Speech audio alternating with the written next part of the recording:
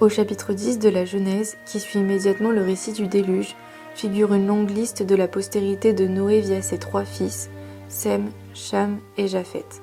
Ce passage, communément appelé Table des peuples ou Génération de Noé, est l'objet d'une élaboration complexe, mais une fois fixé, le texte sert ensuite à produire une forme d'ethnogéographie du monde, une imago mundi biblique. Le premier auteur connu à avoir associé les 70 noms relevés dans le chapitre au peuple connu de son monde est Flavius Joseph au 1er siècle. Par la suite, cette tradition se transmet au sein du christianisme primitif, notamment chez Hippolyte de Rome, puis Jérôme de Stridon, et ensuite chez Isidore de Séville, chacun actualisant son propos en fonction de l'élargissement de ses horizons géographiques.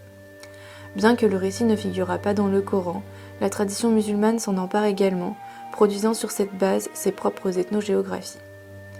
En dépit de leurs divergences, la plupart d'entre elles proposent généralement une tripartition du monde connu entre les descendants des 3 fils de Noé.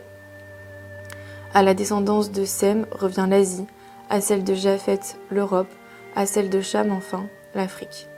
Ces représentations trouvent ensuite logiquement leur place dans les productions cartographiques.